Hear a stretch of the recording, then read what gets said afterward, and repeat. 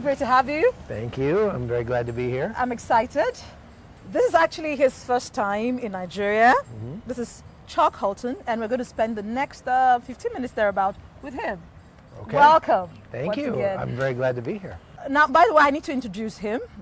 He is an international war correspondent. Do you know what it means to be on the war field? Like, that's his home. He kind of feels very, alive in war zones, talking about crisis, covering crisis, and all sorts of things that are happening in the world.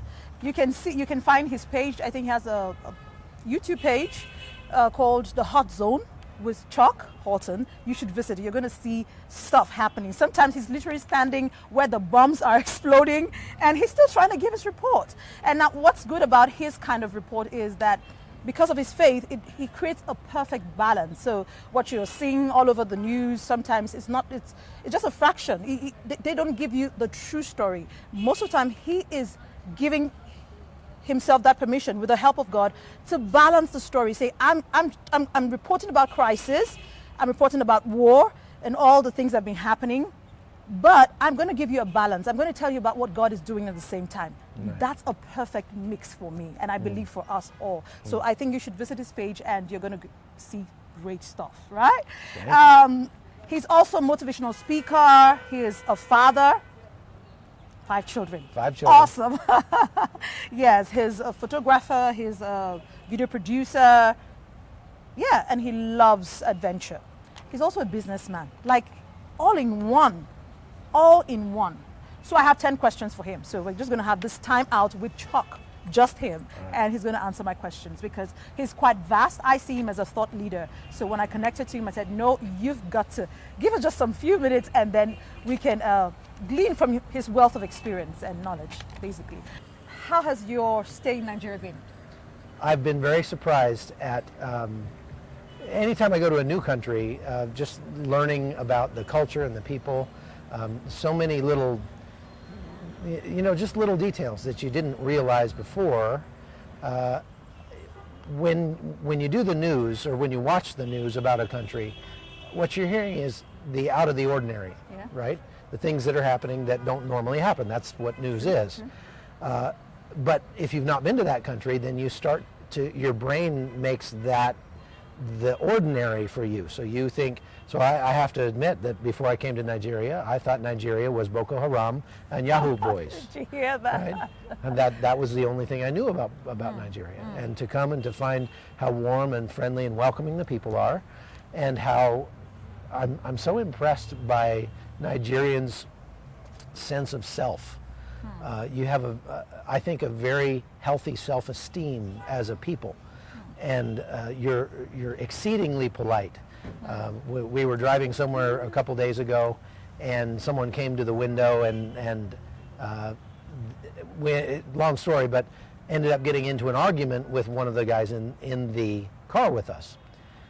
It was the most polite argument I've ever heard in my entire life. I can imagine. I was kind of laughing at it because even though they were at odds with each other, they were both exceedingly polite about it, and that's impressive for somebody from America, where we would be screaming and shouting, and to see the differences in our culture, and it's I'm also impressed with how Nigerian culture seems to be so to place such importance on self-improvement. Everywhere you go, the billboards you see are not so much advertisements for products as they are advertisements for improvements to your life, business seminars and entrepreneur seminars and cryptocurrency seminars, and then lots and lots of church.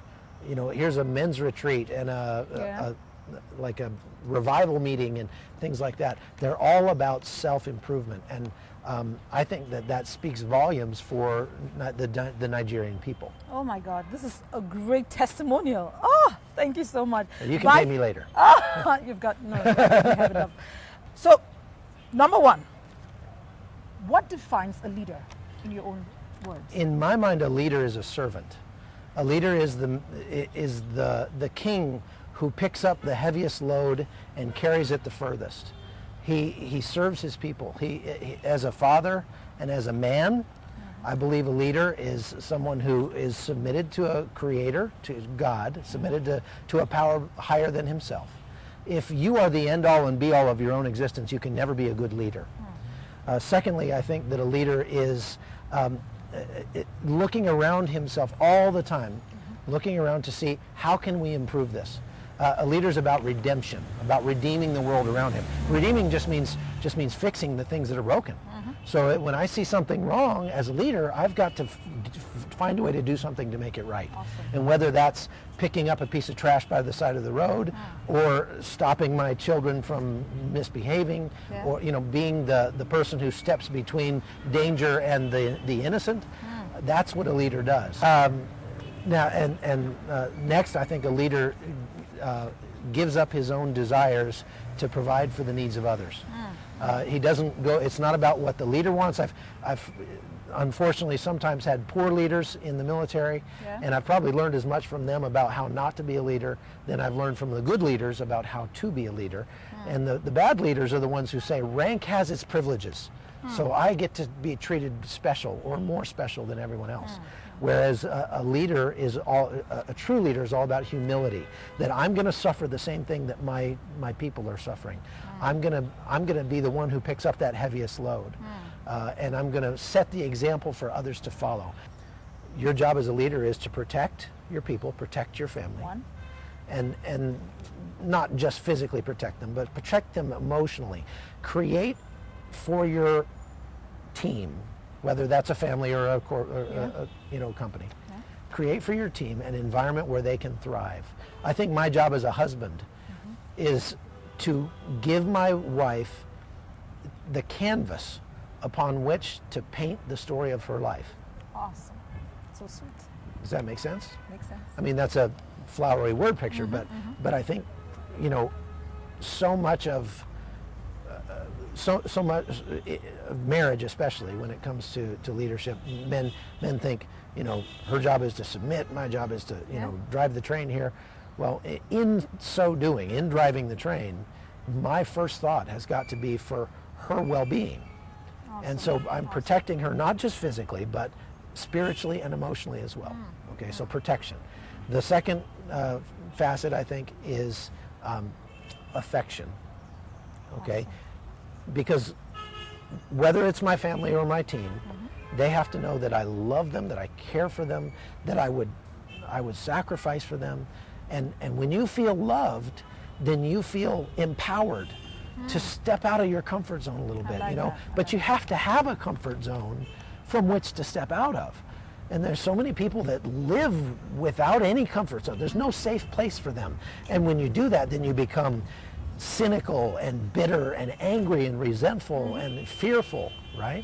So we've got to give our teams a safe place from which to go. And I think when we encourage, especially in a corporate environment, I'm a businessman, I've got employees, when I let them understand, look, I don't mind if you make mistakes, because that shows that you're trying new things. You're pushing the boundaries a little bit. I want you to make mistakes. You're not going to get in trouble if you make mistakes.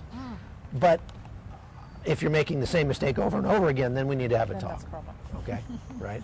And so I think that's that last thing is provision. I need to provide people the resources as a leader. I need to provide for people the resources that they need to be successful. That's why I say that the boss is never really the boss. I've been both sides of that equation. And you always look at the boss and think, oh, that guy's got all the perks, he's got the big office, No, a boss, if he's a good boss, is going to be an employee of his employees. He's going to be the one who makes sure he's running around, making sure that I'm providing for you everything you need to get your job done and do it well. And when it comes to my family, my job for my children is to provide for them everything they need to succeed. And that takes a lot of intentional effort. It doesn't just happen, right? The boss is never really the boss. I've been both sides of that equation. And you always look at the boss and think, oh, that guy's got all the perks, he's got the big office, No, a boss, if he's a good boss, is going to be an employee of his employees. He's going to be the one who makes sure he's running around, making sure that I'm providing for you everything you need to get your job done and do it well. And when it comes to my family, my job for my children is to provide for them everything they need to succeed. And that takes a lot of intentional effort. It doesn't just happen, right? No. One of the great things about my time in the military, I spent 4 years as an Army Ranger in the unit that was engaged in Black Hawk Down, if you've seen that movie. And in the Rangers, we were taught the Ranger Creed, which is essentially a creed about leadership. And it's about who I am as a soldier. I'm a specially selected and well-trained soldier who arrives at the cutting edge of battle by land, sea, or air, and I accept the fact that as a Ranger, my country expects me to move further, faster, and fight harder than any other soldier. So I hold myself to a very high standard as a leader, right? That's what a leader does. I don't expect other people to be better all the time. I expect me to be better.